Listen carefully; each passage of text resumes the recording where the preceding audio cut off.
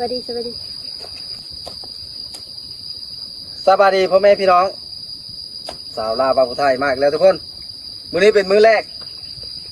ในการปักดำข้าวหน้าปีมาได้FC ทั้งหลายมื้อนี้บ้านสว่าง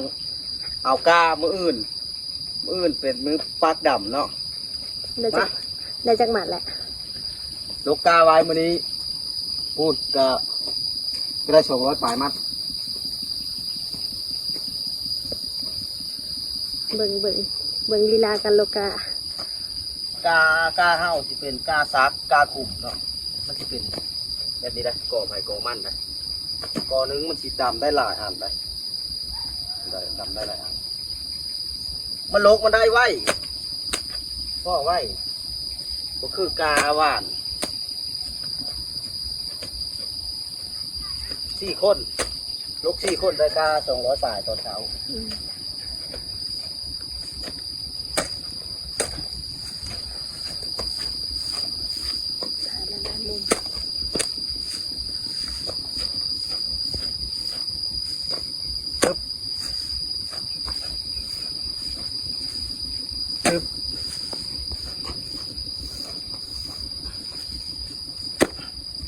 พี่ทุกคนเอ้ยเศร้าหายเศร้าหน้า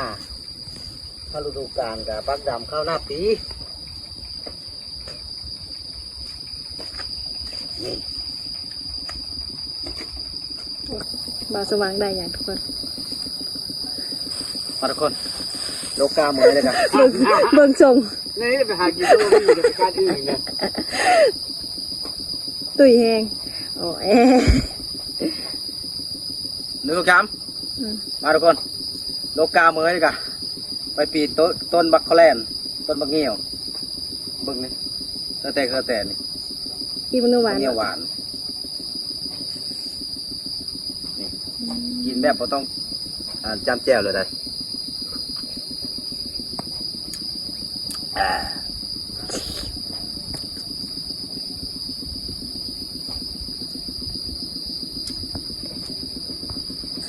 แซ่บคือว่าแจ่วมามันจะแซ่บโอ้หวานเนี่ยอันนี้น้ำมันหวานแหละผมมีรสชาติชมด้วยนี่ด้านนี้อย่างนี้นะงาตับอยู่มุงตุ๊กตาคนใดปีนคนนี้บ่หรือคนนั้นทุกคนมะแงวทุกคนโอ้นี่เขาอะไรวันนี้ไปถ่ายก่อนกินมะแงวหวานมะแงวทุกคนเบิ่งกากะได้หลายเลยโอ้ดูให้พี่น้องเอ้ยได้หลายเลยมื้อนี้ว่าสิโลประมาณ300 มัดกะสิได้อยู่หลายสิบหายเติบอยู่เนาะได้อยู่ประมาณ20หายคนโลกะ4 คน5 คน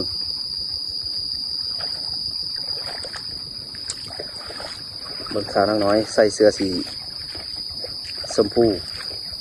กินบางแง่วมัดใหญ่เท่าไรทุกคนเลยนะอุ้ยแบะถ้าฝ่ายเคยเฮ็ดกาซักกาสีหัวแบะหาบเบิ้งละ2 มัดไปจนบ่อยากรอดพุ่นละ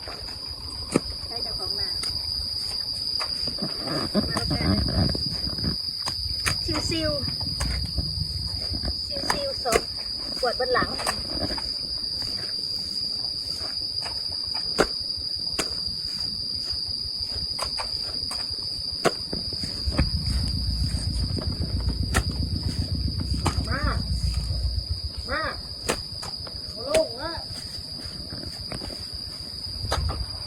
เบิ้งทุ่งหน้าครับปูแมนเบิดนี่แมนเบิดปูประมาณอยู่2 เฮกตาร์เดินหน้าหันไหนไปแม่ได้ทิมเดินหน้ากับไปจ้องเอาไหนเอาไปทิมเพอหน้ามันจะล่าไปดำของจะล่าไปปีนสิโลกาเบิ่งปูเบิ่งยาแท้มันเลยอันนั้นตัวยังว่ามันคือเห็นได้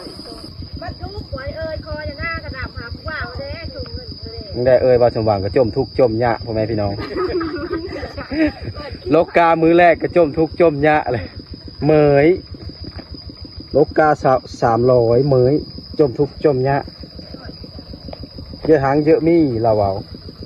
ปลาเลยยังหางยังมีวะเฮ็ดหน้าคูปีแล้วแต่น้อยจนเท่าแล้ววะ ยังมาเป็นลูกค้าเลยถ้ายังมาเป็นลูกเขย ลูกสาวก็ไปรับจ้าง ลูกสาวกับน้องมิวกะหลายคนคือสิจำได้น้องมิวนะไปรับจ้างวันหนึ่ง200,000 กีบ เอ๊ะ ประมาณ100 บาทบ่มีเงินมา วันหนึ่งแสน ต้องความทุกข์ความจนแม้โลกากับบริชอยไปรับจ้างหาเงินซื้อบีไทยลงหน้าให้คนมัดหลังจากลงแล้วก็มัดมันง่ายเลย นี่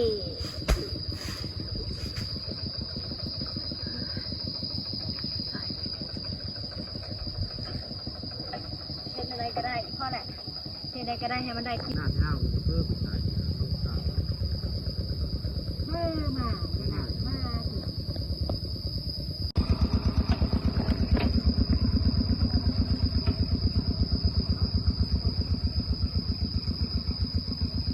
แดดแท้แดดว่าทุกคนฝนตก5-6 มื้อติดต่อกันน้ำจนท่วมขัวบ้านนี้แดดมือนี้นะบัดมือโลกาผัดมือสีดำนาผัดแดด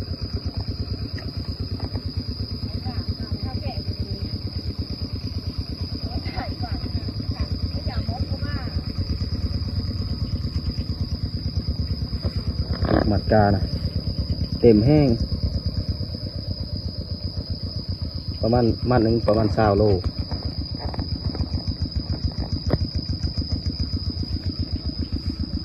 ย่อไปอยากขึ้น เต็มแห้งเนาะเต็มแห้งมาเด้อ FC ทั้งหลายผู้เลิกวาง FC อยู่ฝั่งลาวฝั่งไทยผู้เลิกมาแถวเมืองแซ่บ่ท่องกะกายมาดำหน้าซอยบ้านสว่างกันได้เมืองอื่นช่วงนี้ต้องการตัวสวยหลาย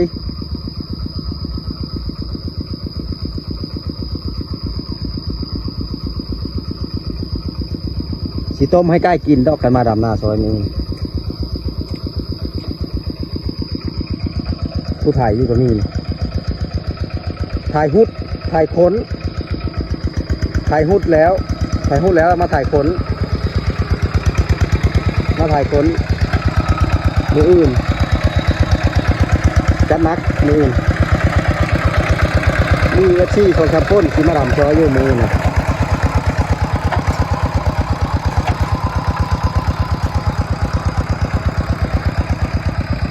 หน้านี่อ่อนนะเป็นหน้าดินทรายนะดินทรายปนดินดะหน้าอ่อนเลยดำง่ายน้ำพอดีดำเลยน้ำนะเบิ่งน้ำนะพอดีดำ